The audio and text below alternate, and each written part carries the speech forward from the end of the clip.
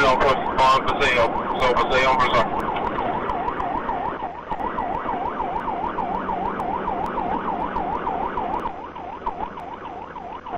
2024, you gotta put it out. Keep putting it out.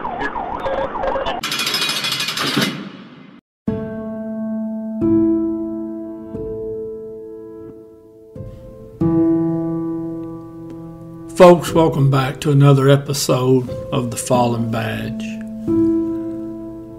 Today we're going to look at the murder of Lieutenant Milton Resendez, San Benito Police Department, Texas.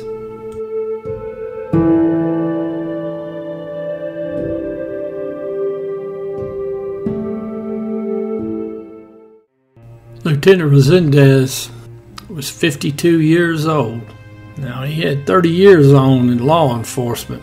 Now, before he joined San Benito Police Department, he'd been with Brownsville PD and Palm Valley Police Department. Now, he was married. He had a passel of sons and daughters. Now, the word was he was going to retire 2024. It's October 17th, 2023. It's about 4:30 p.m. A Cameron County Park police officer performs a traffic stop on a red GMC Sierra pickup truck, and it was speeding there on the beach at South Padre Island. Now, inside the truck was 2 men, 2 women, and 2 children. Now, the driver, he gets out and he's talking to the officer. Well, then him and the officer, they get into a fisticuffs. Now, the front seat passenger, who is suspect number 2, he jumps over into the driver's seat and he starts to take off. Well, the suspect number 1 had been fighting the officer. He turns around and jumps into the bed of the truck. Truck takes off. And I promise you, they had practiced this move. So now the park police officer, he's in pursuit. He puts it out. Well, then a Cameron County deputy constable from Precinct 1, he takes over the chase. Now, he gets on the radio and he's advising that the passenger, because now that fella jumped in the bed of the truck, he's done climbed through the back glass and gotten back into the truck. That or they stopped down the road long enough for him to jump back in. In any event, that fella in the bed of the truck is now inside the truck. Well, he's got a pistol and he's cranking off rounds at the constable. Well, the constable decides that he's going to shoot back, so he starts cranking off rounds back at him. Now, then the passenger, he gets a rifle and he starts cranking off rounds. Now, obviously, when the rifle rounds start flying, the constable, he starts backing off a little bit. Now, the truck, it pulls down off of the main road. Briefly, the 2 women holding the kids, they jump out of the truck. Truck takes off again. So now you got the truck being chased by the constable. Well, finally, the constable's vehicle, it gets eat up by so many rounds, it's out of the chase. Now, this chase went from South Padre Island into Port Isabel. And then from Port Isabel, it went into Brownsville. Now, they finally find the truck there in Brownsville because they had lost it there for a little bit.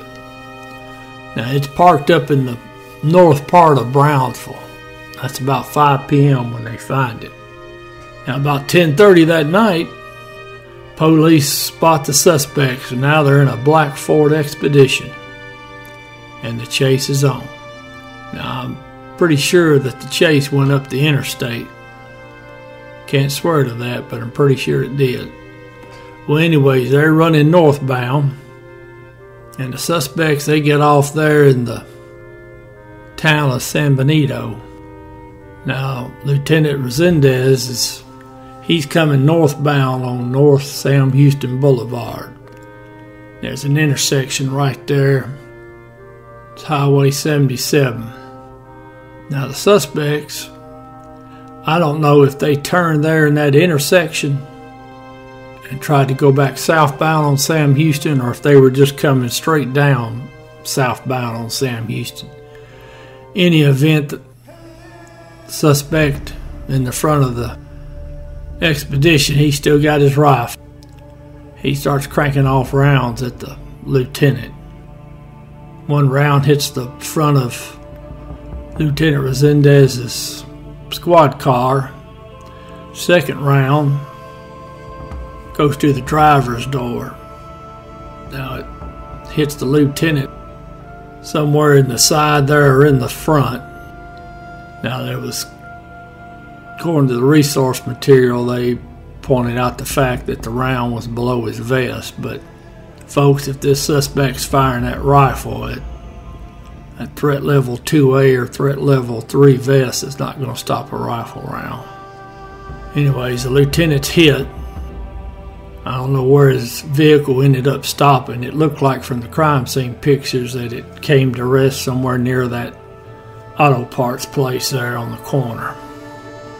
Now, it's several minutes before they figure out the lieutenant's been hit. Now, the suspects continue on southbound on Sam Houston Boulevard, and they got Department of Public Safety and everybody else in on this chase, a lot of police cars.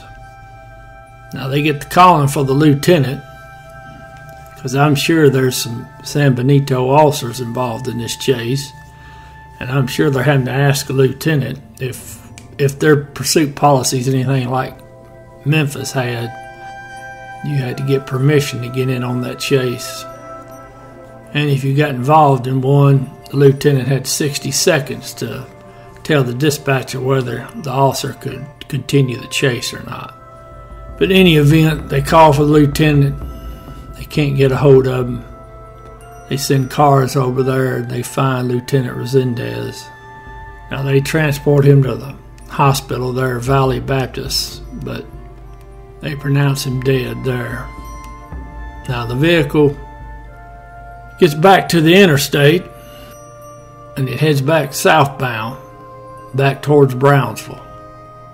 And again, you got DPS and the county police. I shudder to think how many police officers involved in this chase, but when you got somebody that's shooting at the police, now they done killed a police officer. Of course, they may not know the lieutenant had expired, but in any event, they're not going to stop. Now, I've got two different outcomes for this chase. Both involve the suspect vehicle becoming disabled down in Brownsville. As it gets down near that intersection, not too far from the border with Mexico, that intersection there just off the interstate by that convenience store.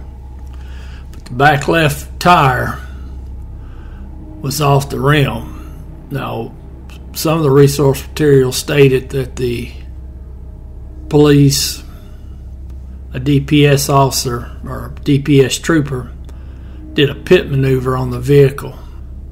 Now, the affidavit of complaint filed charging the suspects, because that affidavit of complaint, that's the charging document. It stated that a DPS trooper shot the tires out. In any event, the vehicle came to rest.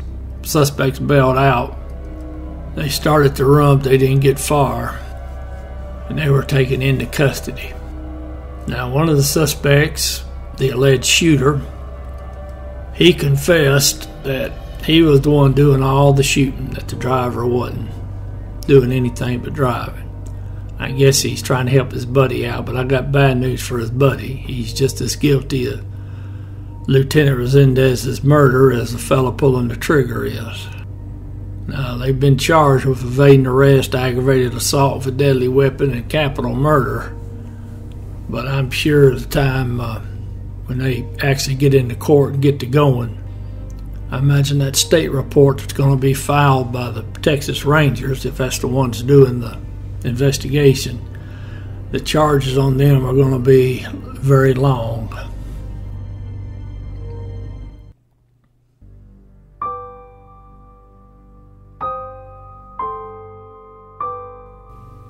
Lieutenant Milton Resendez.